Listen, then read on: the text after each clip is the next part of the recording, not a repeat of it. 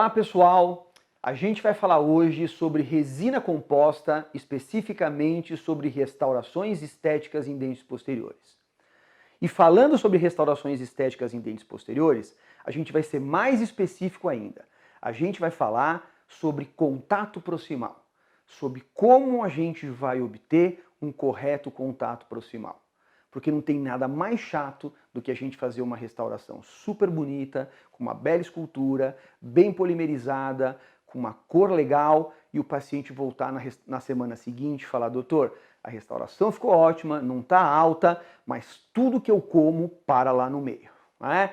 Então vamos lá, vamos falar um pouquinho sobre o que a gente precisa fazer para evitar que a gente tenha esse desagradável problema que não tem como consertar. A gente tem que tirar a restauração e fazer tudo de novo. Então vamos lá.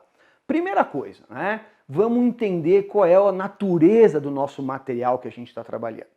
Resina composta foi e vai continuar sendo o material mais versátil que a gente tem à nossa disposição.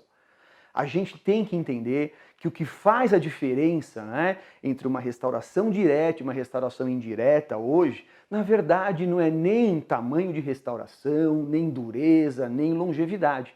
A literatura já mostra pra gente que hoje o que faz a diferença é operador.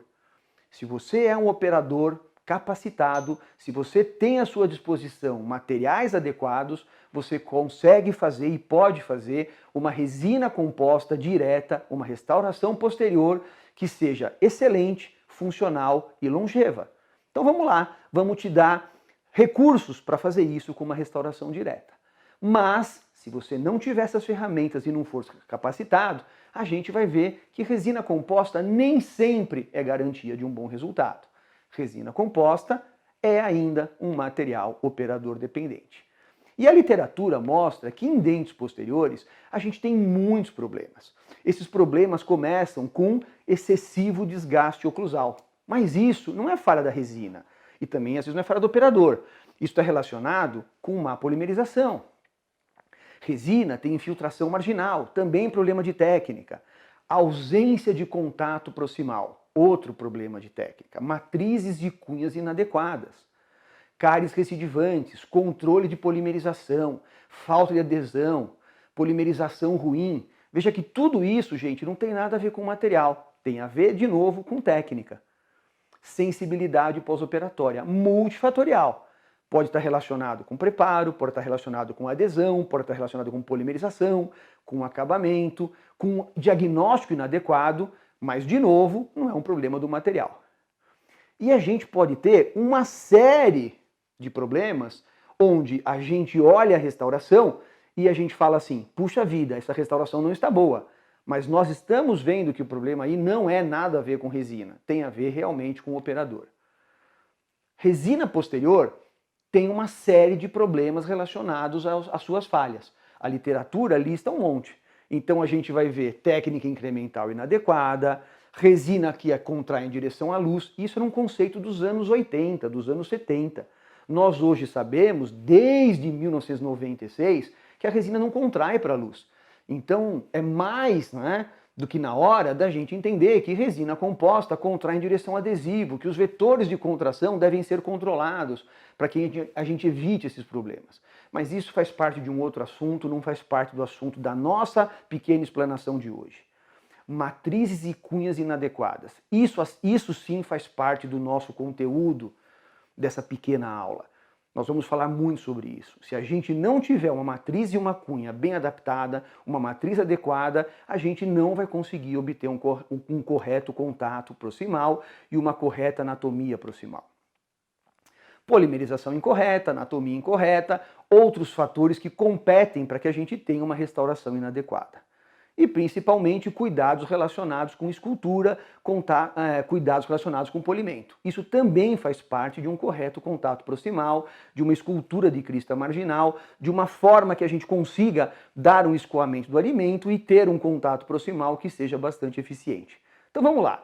Matrizes e cunhas. Hoje, o que a gente utiliza para fazer um contato proximal adequado são as matrizes individuais, essas em forma pré-contornada, que elas têm uma concavidade tanto no sentido vestíbulo lingual como ocluso cervical, e esses grampos, esses clips, que vão ser posicionados para que a gente tenha uma estabilização da matriz e um pequeno afastamento interdental junto com o cunhamento, quer seja uma cunha de madeira, quer seja uma cunha plástica.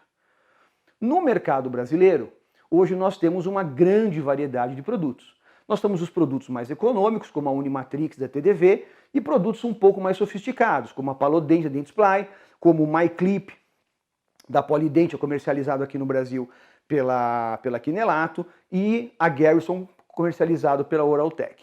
Todos esses produtos têm o mesmo princípio, né? O princípio de um grampo, matrizes individuais e uma cunha plástica ou cunha de madeira associado. Esse, por exemplo, é o sistema MyClip. Como vocês podem ver, ele tem duas hastezinhas onde a gente vai poder fazer um afastamento com o apoio digital, com a pressão digital, simplesmente apertando, né, com os dedos e não precisando daquela pinça específica. Então aqui vocês estão vendo, né, ele colocado sobre os dentes, entre os dentes.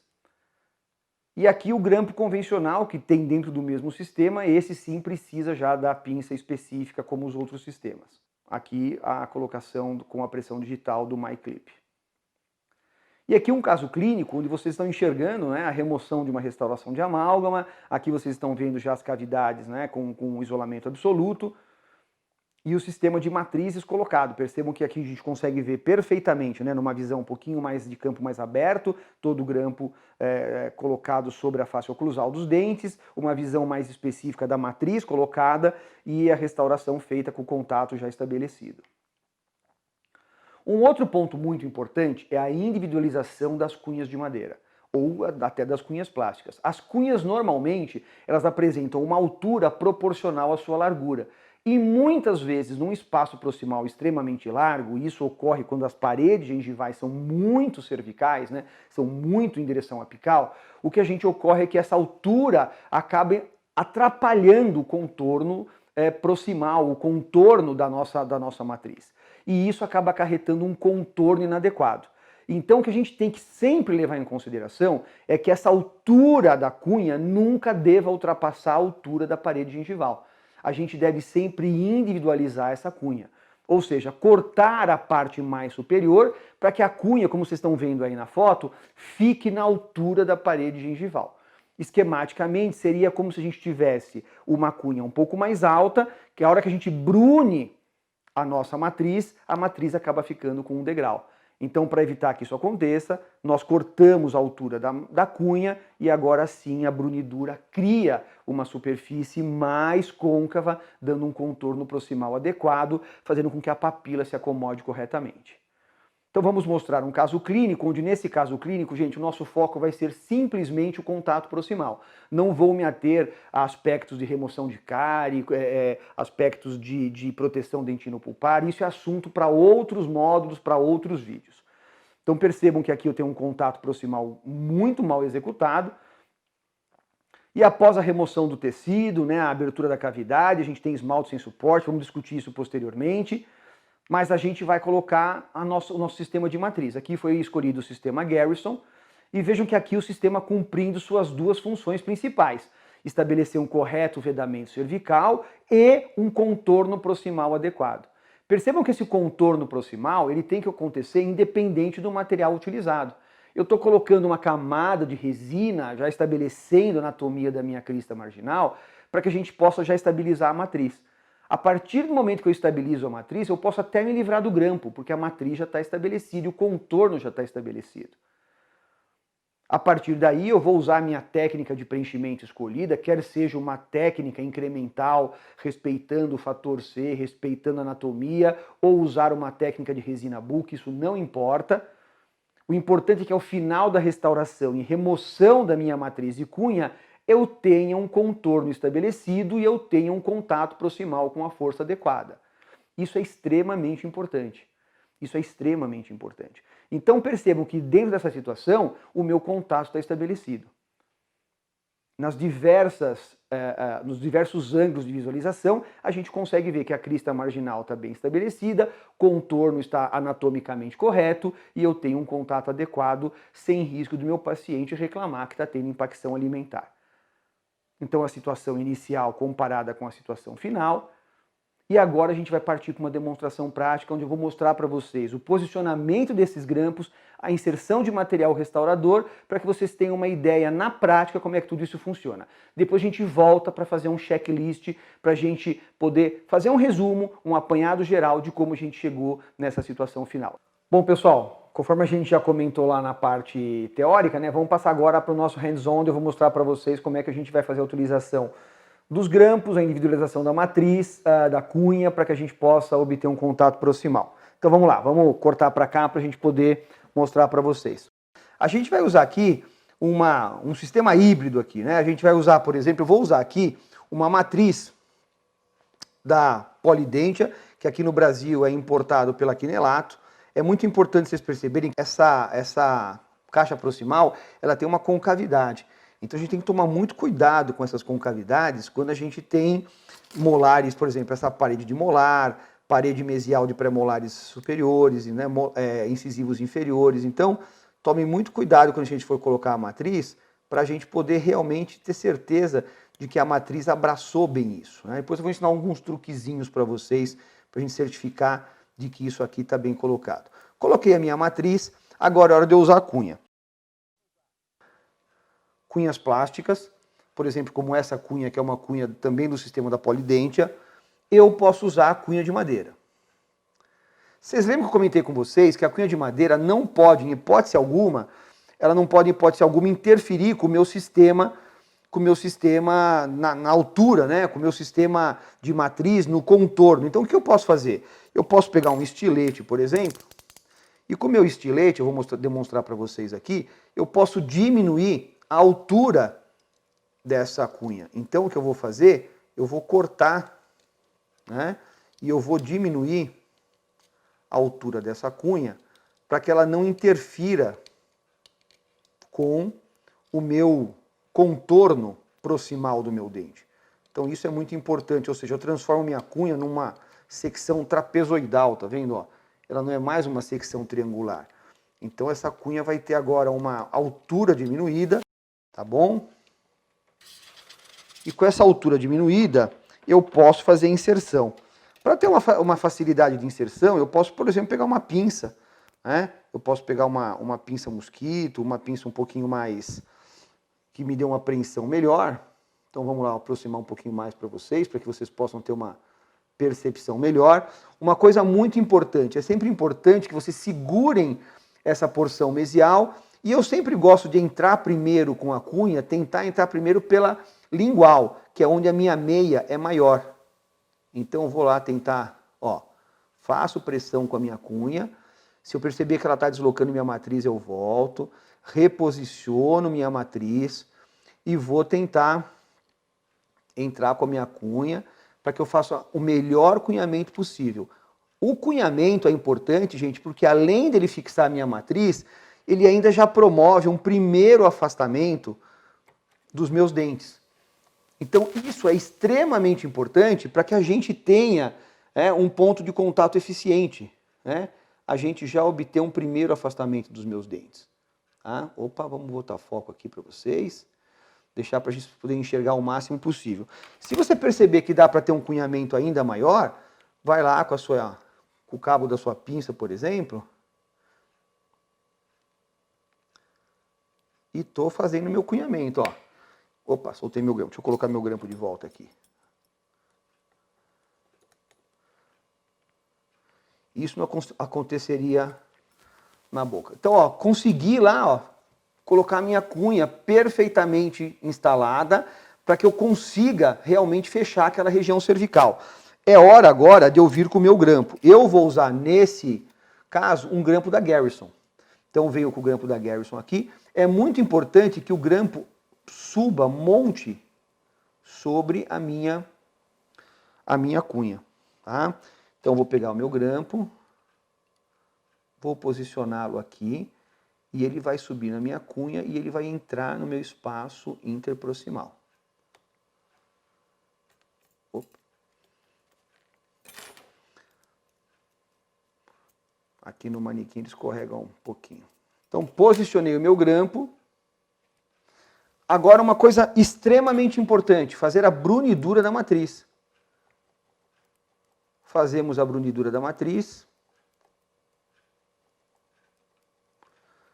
para garantir que o contato proximal esteja realmente eficiente.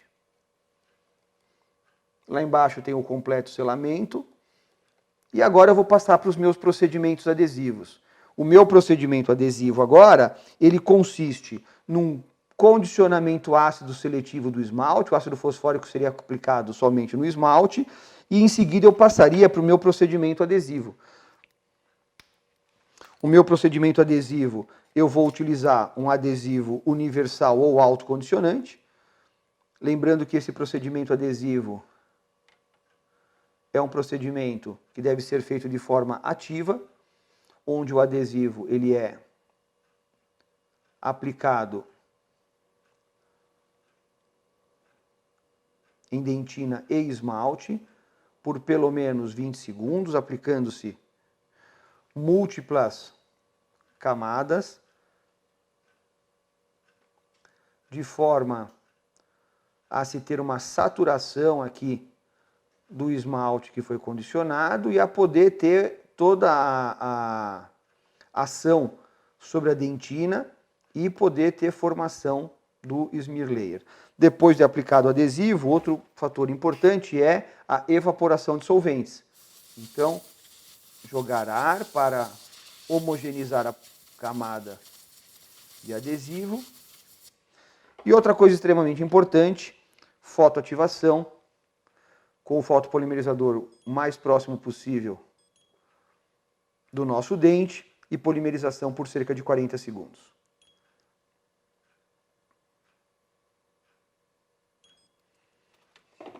E agora vamos passar para a colocação do nosso material restaurador. Eu vou optar aqui nas camadas na parede cervical e na parede pulpar por colocação de um material, de uma resina bulk. Vou colocar uma resina bulk Flow. Isso vai me garantir uma menor tensão de contração naquelas áreas cervicais, uma facilidade de cópia. Uma camada pequena, de meio a 1 milímetro. Fotopolimerizo. Também tomando cuidado de polimerizar com o fotopolimerizador o mais próximo possível, não movimentar o fotopolimerizador durante o processo de polimerização. Um fotopolimerizador que tenha um tamanho de cabeça compatível com a superfície daqui do molar. Esse aqui é um valo de 0,9, que para esse dente é suficiente. E agora eu começo a fazer a inserção do meu material restaurador. Eu aqui vou utilizar uma resina bulk, mas mesmo usando uma resina bulk, a minha primeira preocupação é obtenção do contato proximal. Então a primeira coisa que eu vou fazer é esculpir a minha caixa proximal. Então vamos condensar a nossa resina aqui.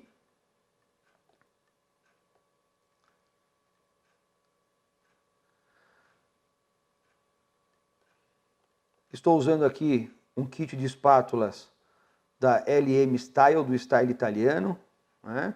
Essa aqui é uma espátula condensa. Aqui no Brasil também a Quinelato faz a importação desses instrumentos. E agora vou esculpir a crista marginal, usando para isso uma espátula bem fina, bem flexível, e com ela eu faço a parede externa, né, a vertente externa da minha crista marginal. Tendo como referência, gente, a altura da crista óssea, a altura da crista marginal do dente vizinho. Se você quiser alisar a resina utilizando, por exemplo, algum tipo de pincel, algum tipo de a própria espátula, o recomendado é que você utilize algum tipo de lubrificante da sua resina. Você não vai usar, por exemplo, o próprio adesivo. Você pode usar, por exemplo, um lubrificante com carga, um agente resinoso com carga. Eu, por exemplo, aqui vou usar o Wetting Resin, que você pode colocar até um pouquinho aqui do lado no próprio lençol, umedecer o seu pincel e você pode te ajudar, porque esse lubrificante de pincel e de espátula, ele não tem nenhum tipo de monômero hidrofílico, e isso não vai comprometer no futuro, né, os aspectos de pigmentação, de comprometimento da sua restauração. Então, estabelecida aqui essa condição da sua restauração, perceba que eu estou buscando, né, a anatomia da minha caixa, da minha parede proximal, e eu gosto muito já de finalizar a minha cavidade, minha restauração quase pronta. Para ter uma garantia de que eu vou ter realmente um contato proximal eficiente, eu posso inclusive pegar uma espátula aqui, ó, e posso apertar a minha matriz contra o dente vizinho, sem comprometer a minha escultura. E faço a minha fotopolimerização.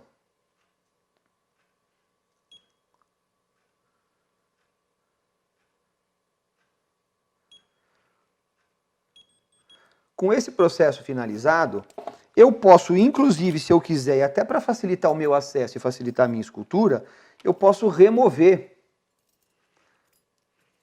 o meu grampo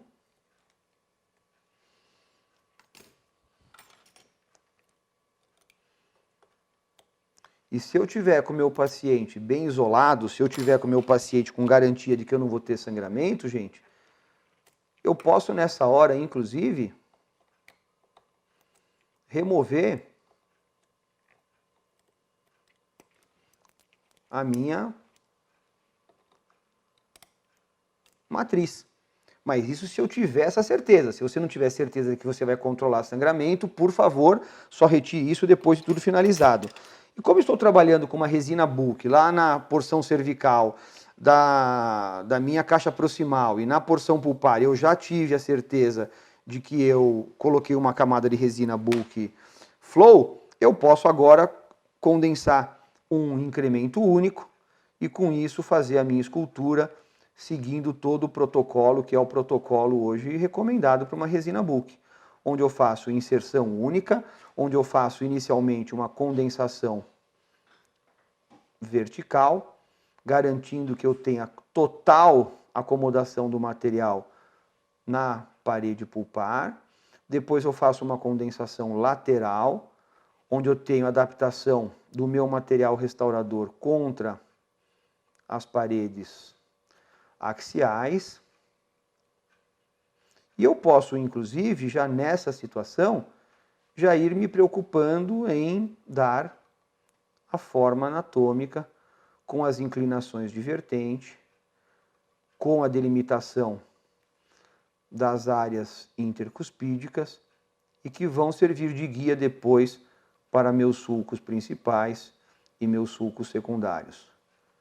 Percebam que até por conta da experiência, né, que a gente tem, a gente vai até o volume de material que a gente utiliza já vai nos ajudando a não ter tanto desperdício e a ter um volume de material que nos permite já chegar numa escultura muito próxima daquilo que a gente vai ter como finalização. E, obviamente, o final é a escultura de sulcos secundários, a escultura das nossas vertentes.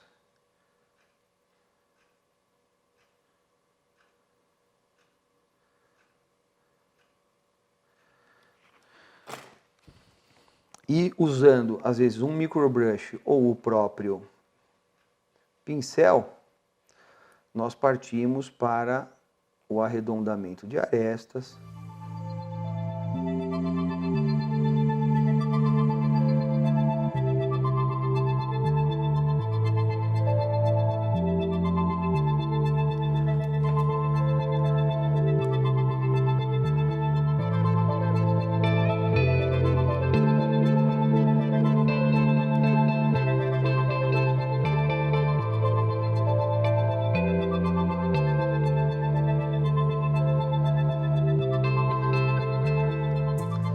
Para complementação do nosso trabalho. Estamos trabalhando aqui, logicamente, com uma simplificação de técnica, com uma resina bulk, Se por acaso vocês quiserem incrementar um pouco mais a restauração de vocês, logicamente que é possível, né? Vocês podem trabalhar, por exemplo, com uma técnica estratificada, vocês podem trabalhar com uma técnica de utilização de pigmentos, mas volto a salientar que isso leva em consideração que o nosso foco aqui é falar em contato proximal, né? E para contato proximal não vai mudar nada, a técnica é absolutamente a mesma. Fazemos uma polimerização aqui de 20 segundos, depois eu vou dar só uma complementada aqui para eu fazer minha ponte de esmalte um pouquinho mais saliente, faltou um pouquinho de material na ponte de esmalte, e feita a ponte de esmalte, polimerizo mais 20 segundos e a nossa restauração está absolutamente concluída. Aí vai faltar só algum detalhe de acabamento e polimento, vou colocar um pouquinho mais de material na ponte de esmalte, só para dar uma melhorada na anatomia disso, e os passos seguintes seriam só acabamento e polimento. Mas eu vou testar contato proximal com vocês e vocês vão ver como realmente a nossa...